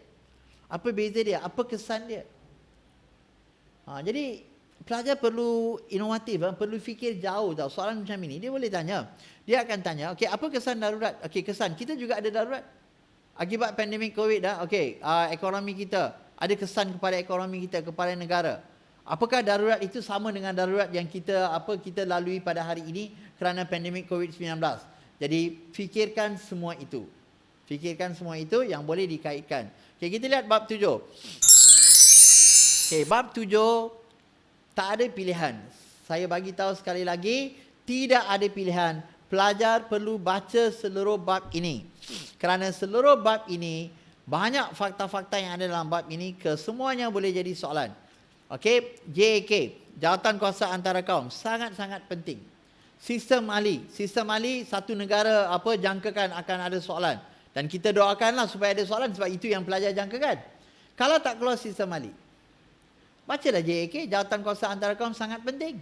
Okey, baca tentang sistem pendidikan kebangsaan. Sistem pendidikan kebangsaan, saya nak komen sedikit.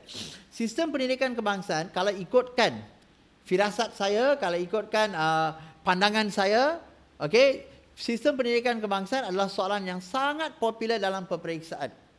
Kalau kita lihat lembaga peperiksaan Malaysia, anda boleh rujuk soalan-soalan lepas sebelum ini, walaupun bukan di bawah KSSM, banyak soalan yang pernah ditanya tentang sistem pendidikan kebangsaan secara berturut-turut.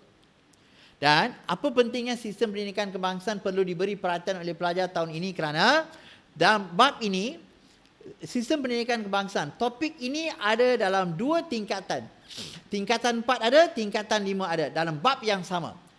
Bab 7 di tingkatan 4, bab 5 di tingkatan tingkatan 5 pun bab 7 dia tanya tentang sistem pendidikan kebangsaan. Okey, apa yang saya risau? Apa yang saya takutkan ialah pelajar tak dapat jawab di mana mungkin dia gabungkan bab 7 tingkatan 4 dengan bab 7 tingkatan 5. Mungkin dia kata galurkan sistem pendidikan kebangsaan dari awal kemerdekaan sehingga sekarang. Pelajar akan sangkut. Mengapa? Kerana dia tak dapat lihat perkembangan ikut tahun. Jadi kalau di tingkatan 4 kita akan lihat bagaimana sistem pendidikan kita sebelum kedatangan British dan selepas kedatangan British. Di tingkatan 5, kita akan banyak lihat dasar-dasar yang kita laksanakan selepas negara merdeka. Jadi dia boleh gabung bab ini, dia boleh tanya soalan. Jadi tolong beri perhatian lebih pada sistem pendidikan kebangsaan. Okey, kita lihat yang seterusnya, bab 8. Okey, bab 8, soalan yang paling popular yang boleh ditanya adalah pilihan raya. Kalau ditanya tentang pilihan raya, sudah pasti dia akan tanya proses pilihan raya. Sudah pasti dia akan tanya proses pilihan raya. Kita lihat next, bab 9. Okey, bab 9 beri tumpuan lebih kepada Suruhanjaya Perlembagaan, iaitu peranan Suruhanjaya dengan Perlembagaan Persekutuan ataupun dengan nama lain Suruhanjaya REIT. Beri tumpuan kepada Suruhanjaya REIT dalam bab ini. Mungkin soalan dia tak tanya pun, dia tak letak pun namanya sebagai REIT. Dia hanya kata Suruhanjaya Perlembagaan Persekutuan.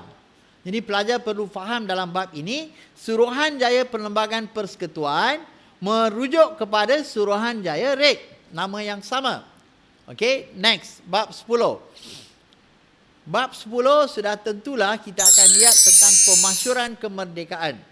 Ada dua target kita di sini. Pemasyuran kemerdekaan beri tumpuan kepada persediaan kita untuk mengisytiharkan kemerdekaan. Iaitu sambutan kita. Apakah sambutan yang kita buat? Apakah jawatan kawasan yang kita tubuhkan?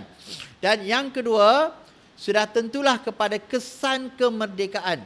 Tolong beri tumpuan kepada kesan kemerdekaan. Okey, beri tumpuan kepada kesan kemerdekaan dan prinsip kedaulatan persekutuan.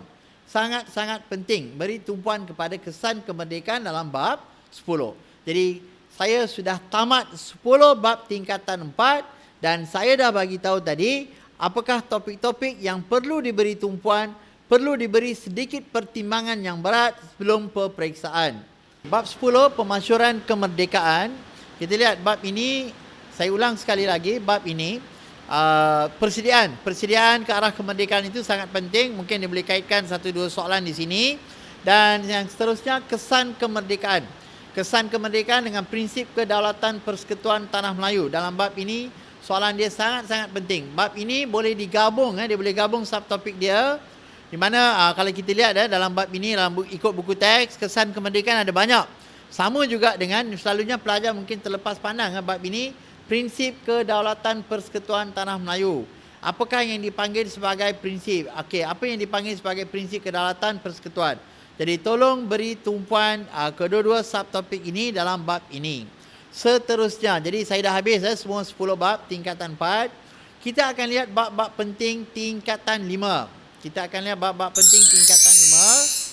Okey, sejarah tingkatan 5 dalam bab ini. Okey, kita lihat bab yang pertama. Kita jangkakan, kita harapkan, kita doakan, kita jangkakan supaya keluar satu soalan daripada sini. Okey, sebab ini adalah bab pertama tingkatan 5, kedaulatan negara. Jadi beri tumpuan kepada ciri-ciri negara berdaulat. Beri tumpuan kepada kepentingan negara berdaulat, mengapa negara itu perlu berdaulat, dan juga beri tumpuan kepada langkah-langkah bagaimana kita nak mempertahankan kedaulatan kita. Dan saya ulang di sini, kedaulatan dalam sejarah banyak dikaitkan ataupun lebih dekat dengan kemerdekaan, kebebasan. Jadi pelajar perlu faham konsep berdaulat itu. Okey, kita lihat next. Bab 2 tingkatan 5. Okey, bab 2 Perlembagaan Persekutuan.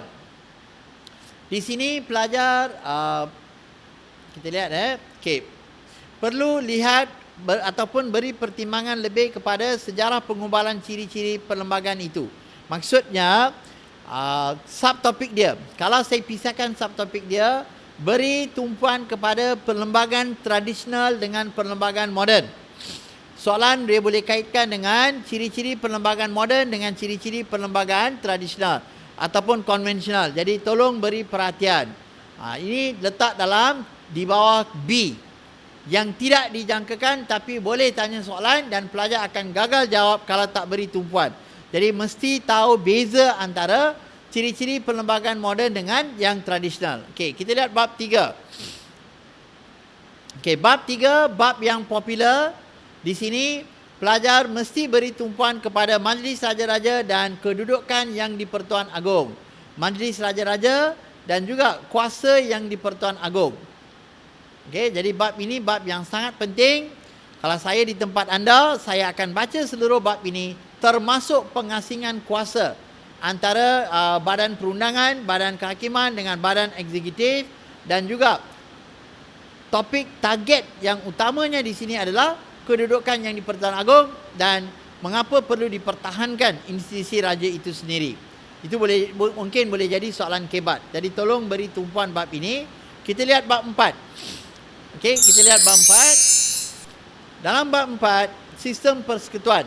Sistem persekutuan ini soalan dah pernah keluar. Sebab bab ini juga ada dalam sukatan yang lama. Jadi bab ini beri tumpuan kepada bidang kuasa. Bidang kuasa kerajaan persekutuan dengan kerajaan negeri.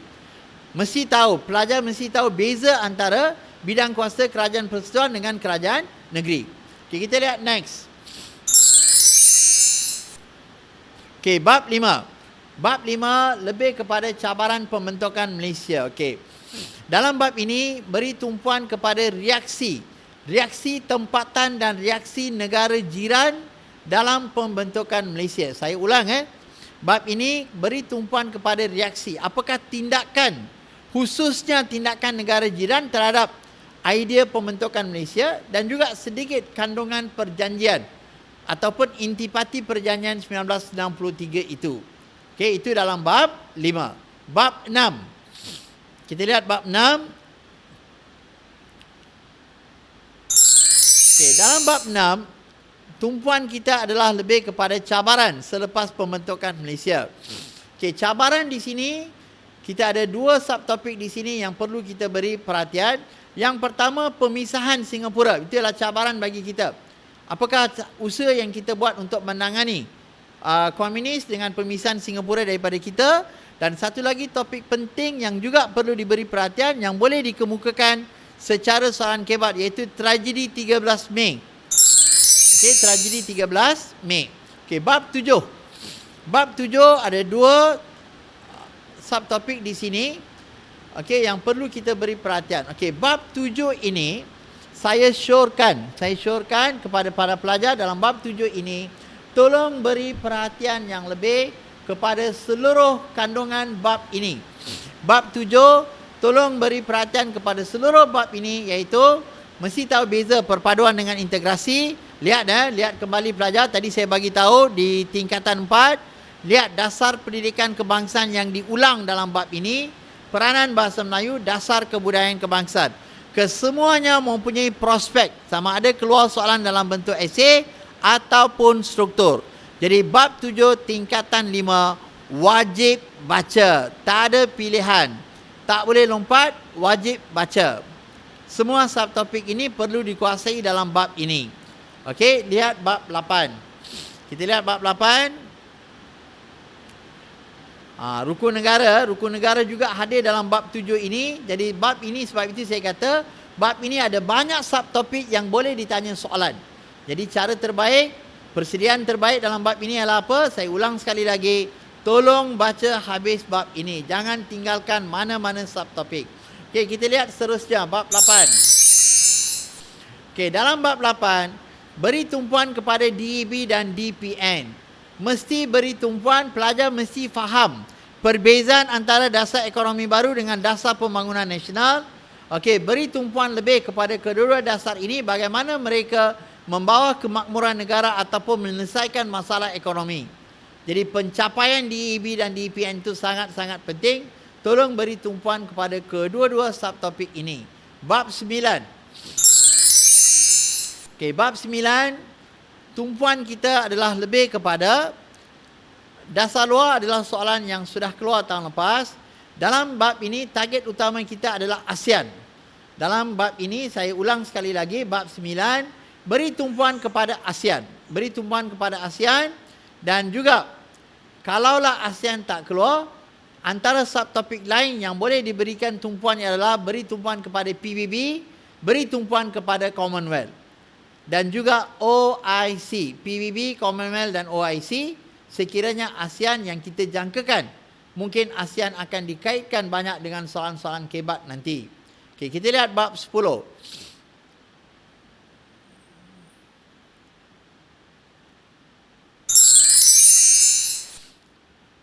Okey, bab 10 merupakan bab baru dalam KSSM.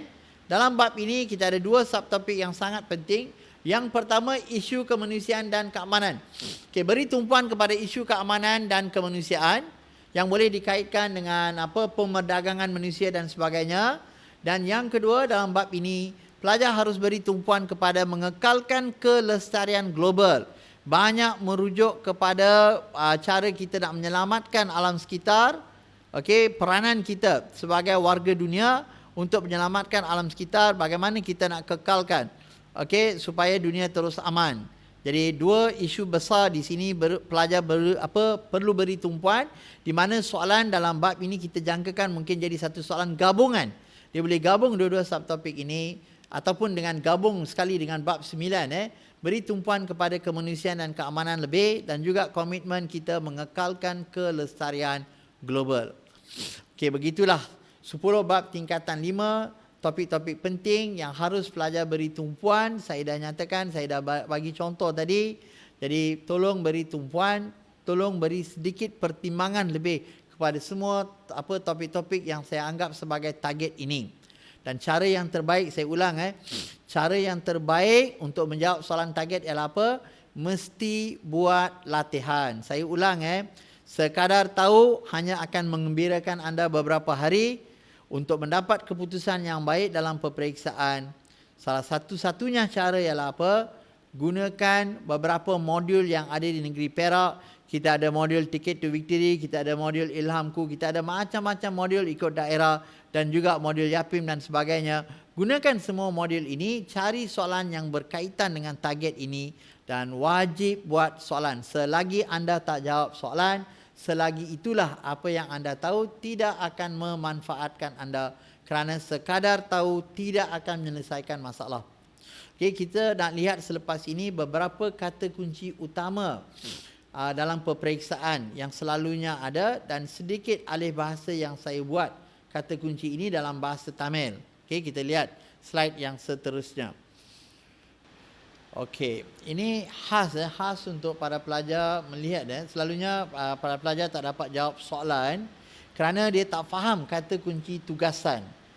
Dalam soalan peperiksaan, kadang-kadang pelbagai kata kunci soalan tugasan yang diberi tapi membawa maksud yang sama.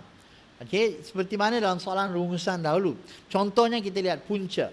Punca tidak semestinya dalam soalan ditanya punca.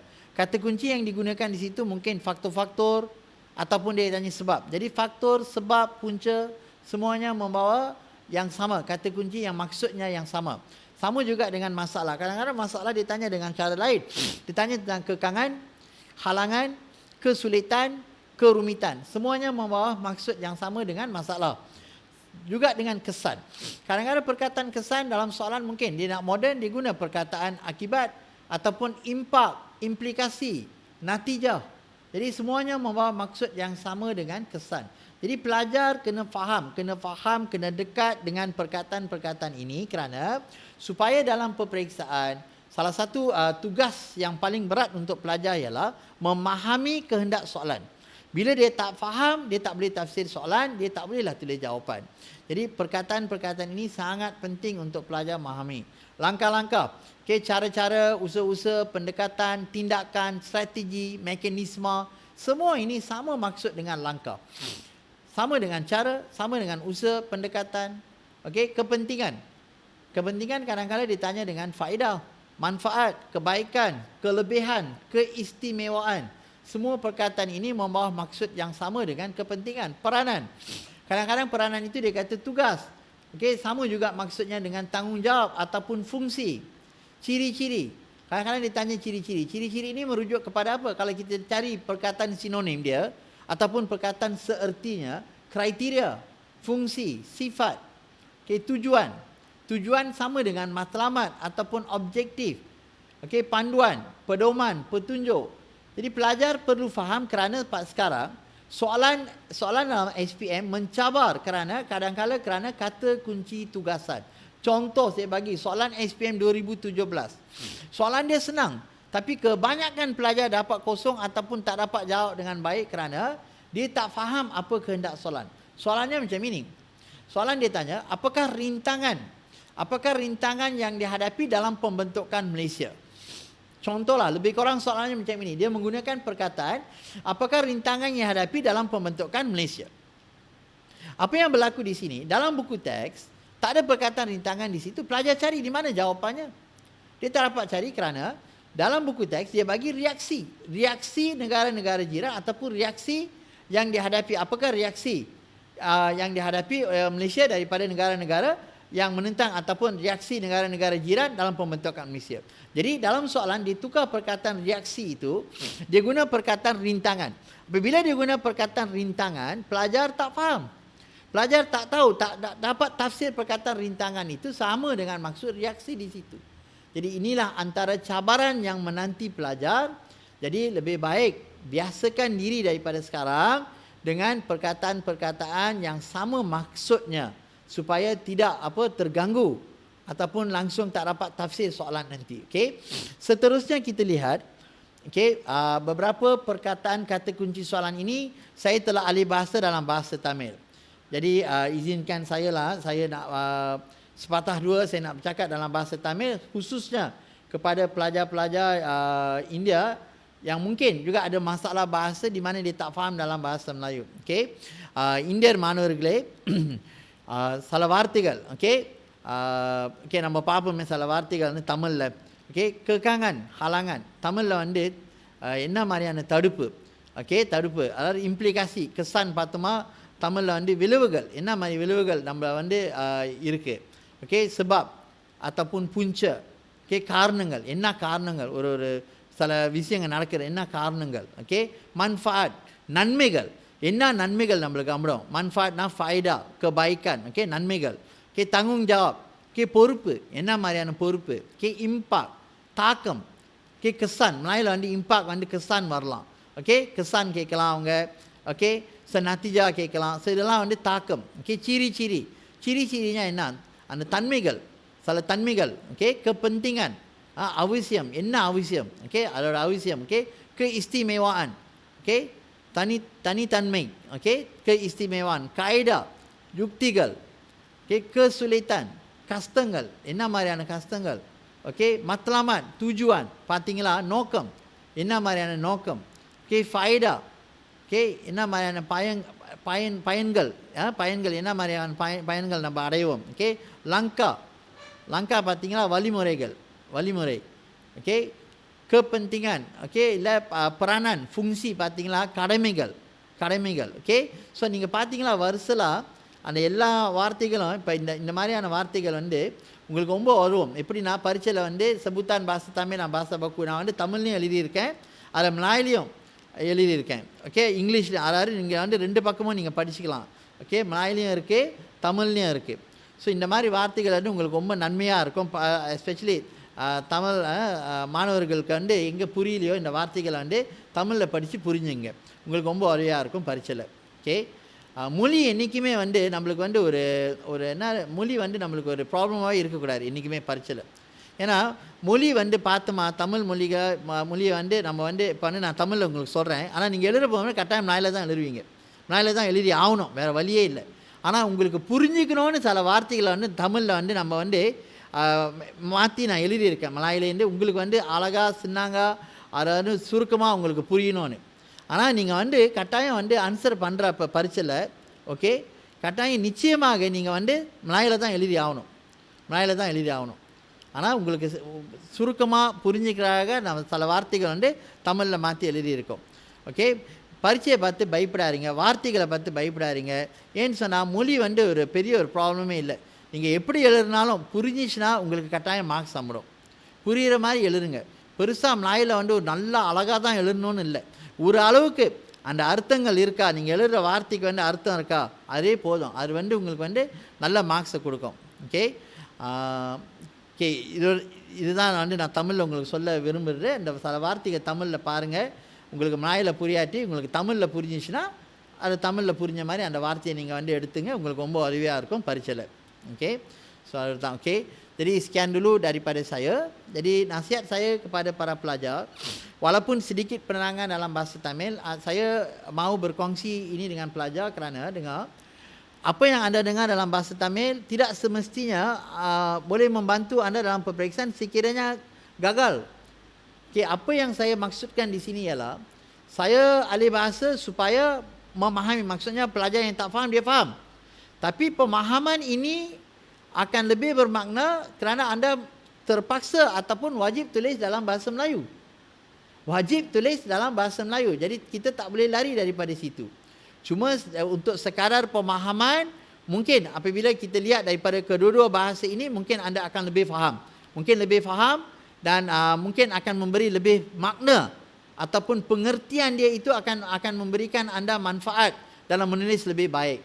Jadi inilah antara kata kunci yang selalunya ada dalam peperiksaan yang telah saya letak sebutan dalam bahasa Tamil, saya letak dalam bahasa Melayu sebutan dia dan juga ahli bahasa dalam bahasa Tamil itu sendiri.